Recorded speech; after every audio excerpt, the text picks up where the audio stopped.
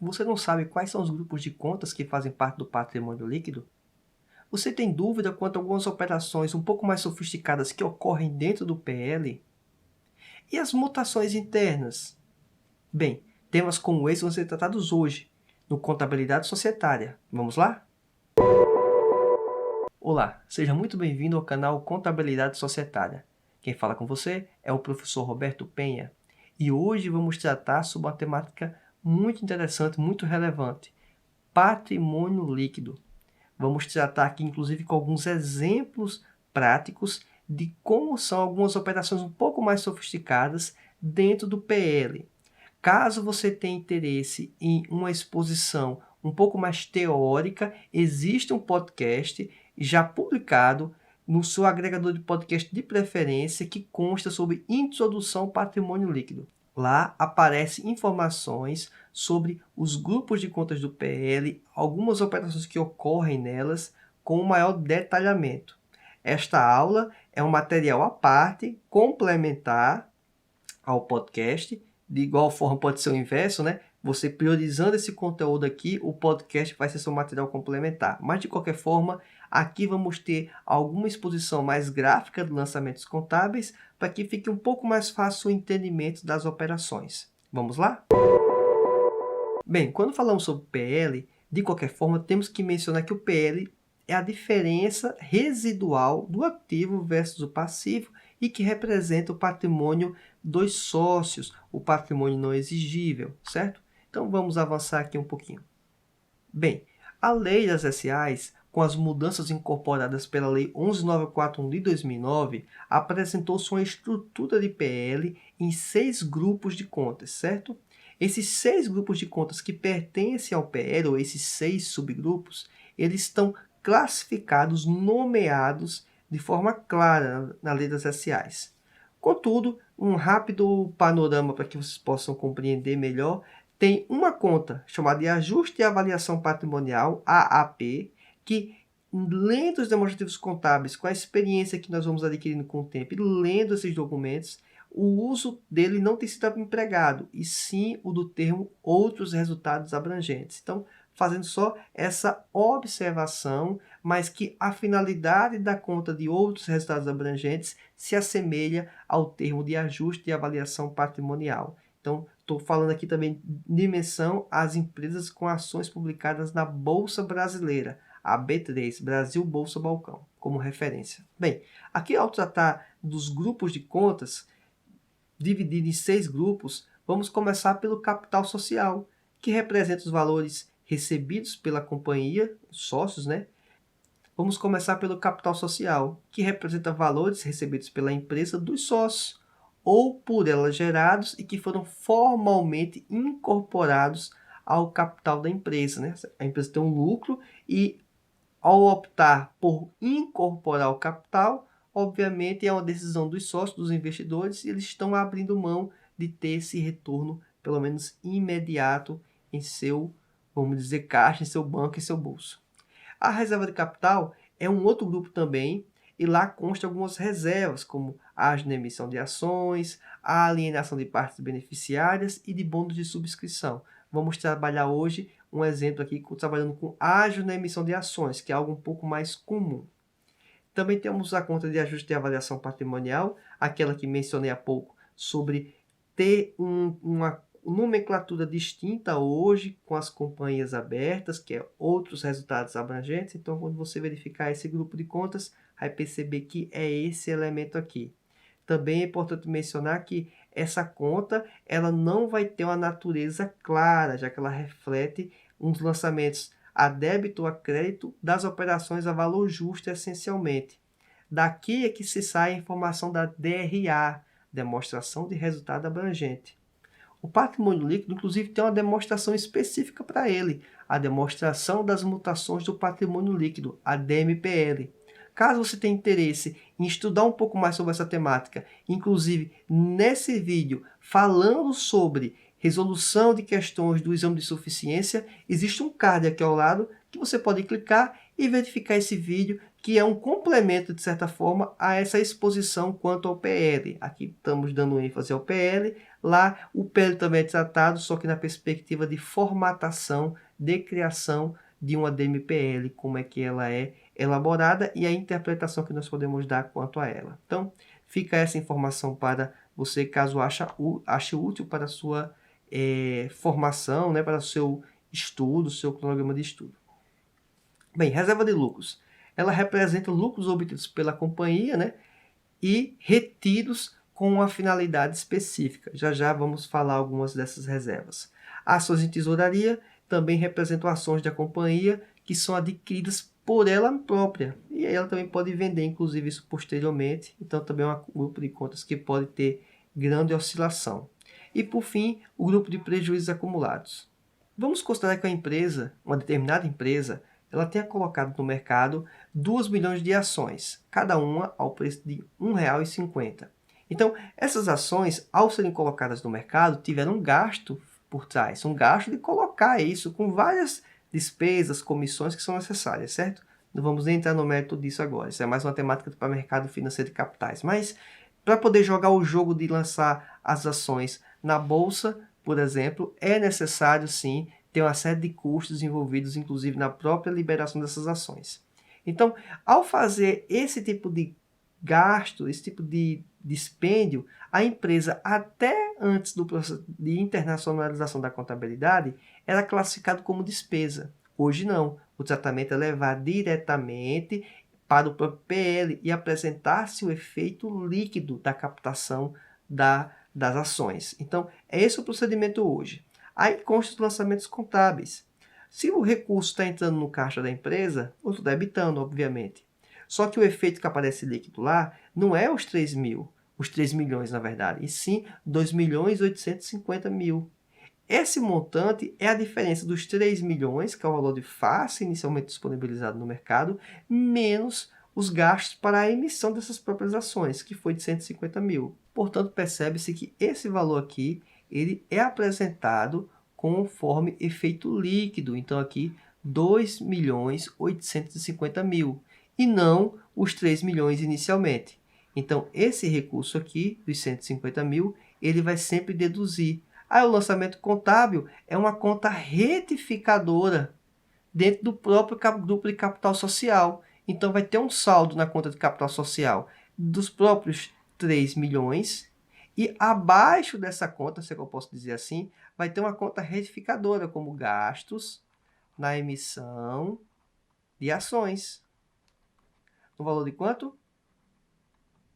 De 150.000. Esse valor aqui, você pode perceber que teve o lançamento a débito.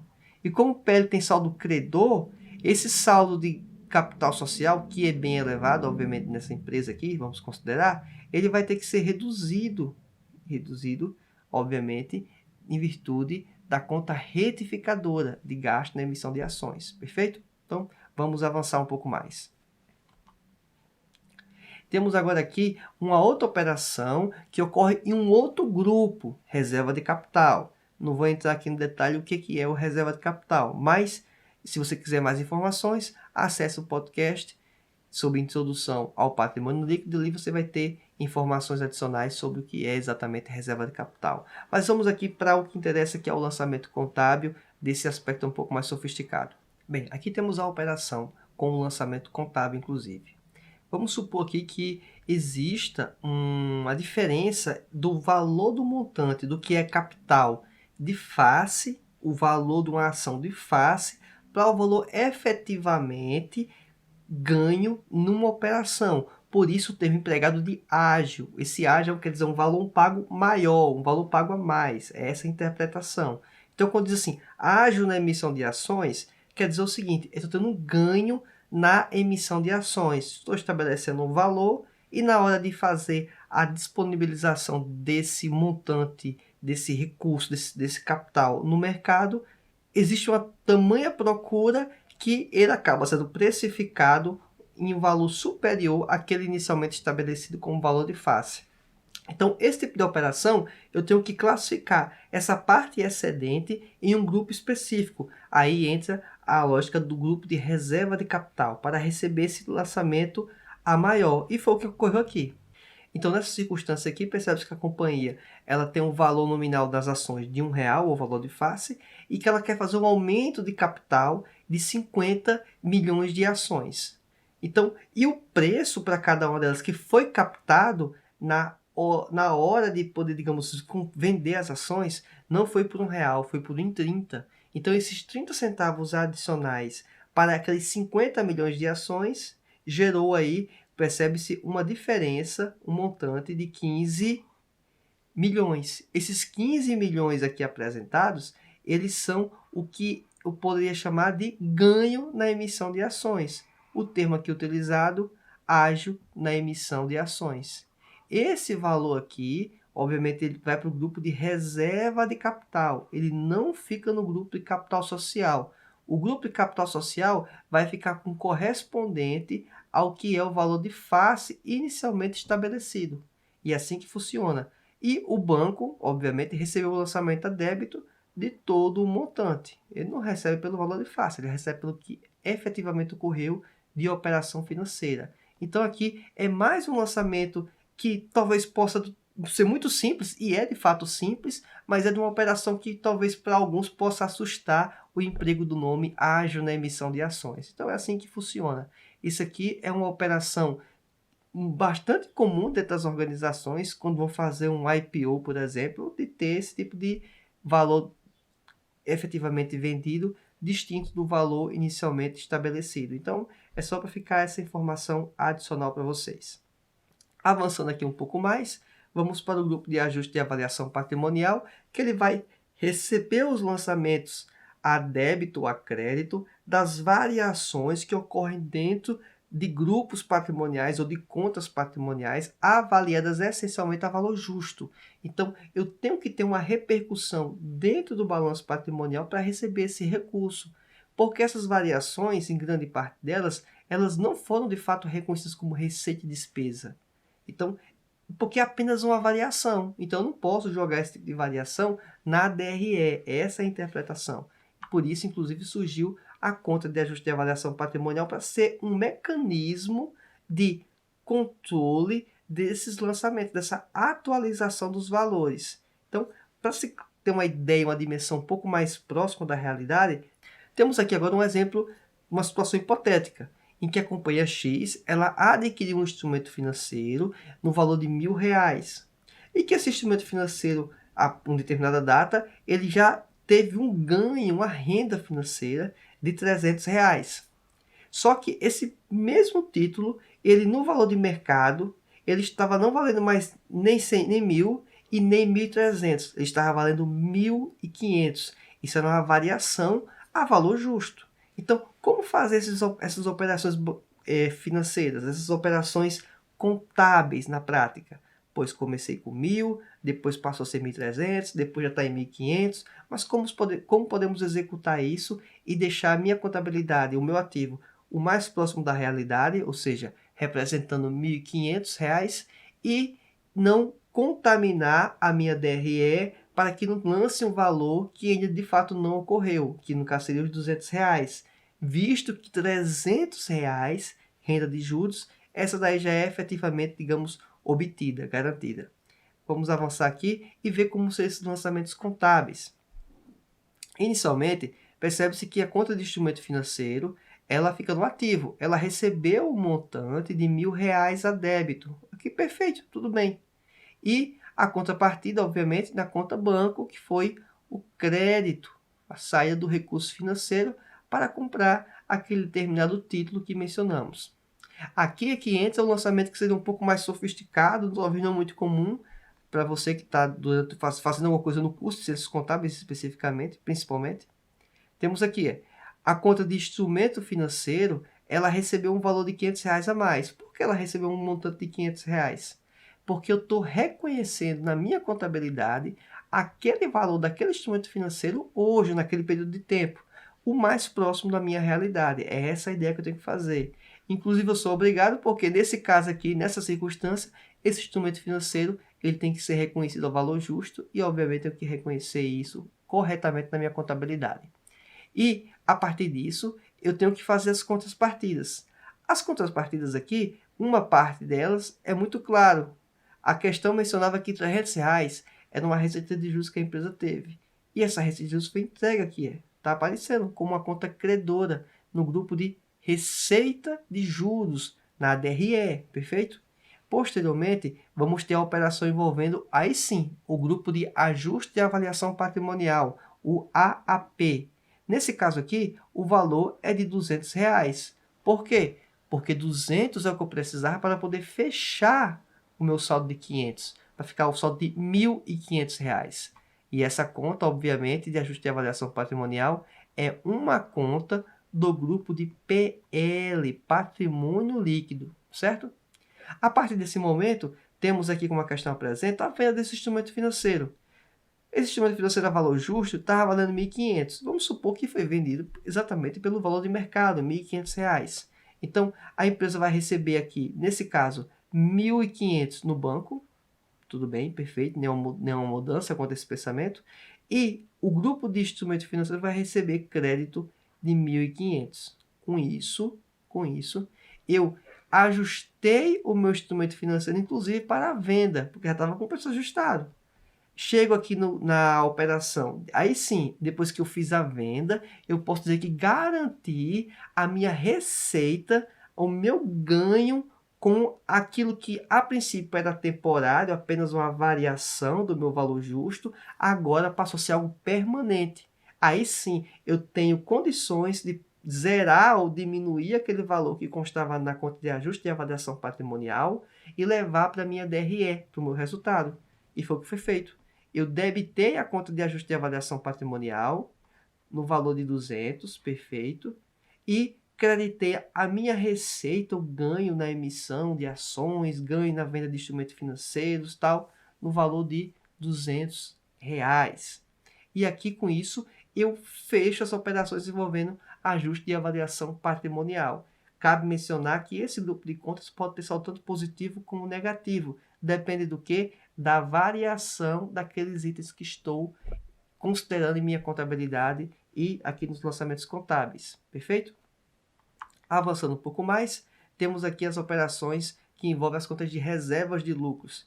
O detalhamento delas, como funciona, a utilidade, você tem no podcast. Contudo, eu quero apenas mencionar aqui como seria um processo de lançamento contábil para a constituição dessas reservas. Vou fazer aqui ao lado mesmo. Esse raciocínio vai se aplicar para qualquer reserva. Pouco importa o nome. Vamos considerar que vamos utilizar a reserva legal, só como exemplo. A empresa tem um saldo na conta de lucro do período, certo? O lucro acumulado. Só que essa conta pode ter lançamento contábil perfeitamente, pode ter movimentações perfeitamente. O que não pode ocorrer é ela permanecer com saldo ao final do ano. Então, vamos considerar que a empresa tem condições de fazer frente a essas reservas. Teve lucro, no caso. Tendo lucro, ela vai ter que fazer o seguinte. Eu tenho que debitar a minha conta de lucro, porque ela tem natureza o quê? Credora. E vou ter que creditar a conta de reserva. Então, como considerei aqui reserva legal como exemplo, coloco aqui a conta reserva legal. Creditei. No valor que for correspondente, obviamente, ao valor que eu estou empregando nesse grupo de reserva, nessa operação. Então, com este lançamento, eu já fiz a minha destinação. Se fosse uma operação que envolvesse a construção de mais reservas, como reserva estatutária, teria também a reserva estatutária, também tranquilamente. Teria também reserva de contingência. Tudo isso pode ser empregado dentro da organização. Tá certo? Isso tudo aqui é absolutamente comum, inclusive, muito comum. Mas fica aí a informação para você. Bem, um outro grupo aqui, o penúltimo grupo a considerar, é o grupo de ações em tesouraria. É quando a empresa compra e vende as próprias ações dela. É uma operação que ocorre em várias organizações com um propósito, pode ser até difuso. O que não pode ocorrer é comprar com o propósito de utilizar-se para poder de voto, né? Então, reunião daqui a uma semana, duas, eu não tenho talvez condições por meio da minha participação de exercer uma influência significativa ou até mesmo um controle, eu vou lá e recompro as ações e passo a ter essa oportunidade. Mas é vedada ao emprego desse tipo de operação para com essa finalidade. Então, fica essa informação. E aí, a operação de ações de tesouraria, retornando aqui, seria o seguinte: imagina a empresa está comprando as próprias ações. Então, é muito básico entender qual é o lançamento contábil. Se ela está comprando as ações que são dela no mercado, ela está acreditando o banco. Certo? O banco está saindo dentro do banco. E debitando a conta de ações em tesouraria. Eu estou reconhecendo a minha saída financeira e estou reconhecendo aonde esse recurso está adentrando. Estou no grupo de ações de tesouraria. Se mais na frente a empresa resolve vender essas ações que estão em ações de tesouraria, é simplesmente fazer o lançamento inverso. Já que ela está vendendo, então em tese ela vai estar o quê? Recebendo o recurso financeiro no banco. Então debita o banco e credito ações em tesouraria. Provavelmente no valor que zero, saldo e assim vai, tá certo? Aí sim entramos na conta de prejuízos acumulados. Na conta de prejuízos acumulados, é importante mencionar que a conta de lucros acumulados não pode permanecer com saldo. Já de prejuízos acumulados, pode perfeitamente. Inclusive, o que pode ocorrer é a empresa até ter um prejuízo e, por ter uma reserva de contingência, por exemplo, constituída com a finalidade específica e que essa finalidade ocorreu o problema na empresa que levou ela a ter um prejuízo, aí para ilustrar de forma bem clara, uma reserva de contingência para enchente. Então a empresa tem lá um recurso para cobrir, vamos dizer, um recurso virtual, porque esse recurso, obviamente, ele está empregado geralmente na estrutura da empresa, ativo circulante ou não circulante. Mas a empresa teve um prejuízo, ela tem esse resultado, digamos, acumulado na reserva, ela vai lá e compensa e liquida o prejuízo ou abate pelo menos uma parte dele. E assim conclui-se o pensamento quanto à conta de prejuízos acumulados. E basicamente é isso. Em virtude desses elementos, foi considerado aqui o livro do Manual de Contabilidade Societária, um livro de referência da área, para que possa ter como parâmetro a elaboração desse material, em conjunto, inclusive, com a lei das SAs. Se você achou interessante esse material, achou útil para você, eu peço, curta este vídeo, assine o canal, se inscreva, ative o sininho de notificação para que você possa saber de primeira mão quando o material novo for publicado. Se você também quiser acompanhar nas redes sociais, procure Contabilidade Societária, estou na rede, bem como também o podcast Contabilidade Societária, que tem a aula com cunho mais teórico sobre o determinado conhecimento de patrimônio líquido. Então você procura lá a aula e você vai ter acesso a esse conteúdo. Se você quiser também visitar o site Contabilidade Societária, também tem essa possibilidade, o áudio do podcast, os links para os vídeos do YouTube, estão todos lá também, tá certo? Foi um prazer, aguardo você no próximo vídeo e até mais!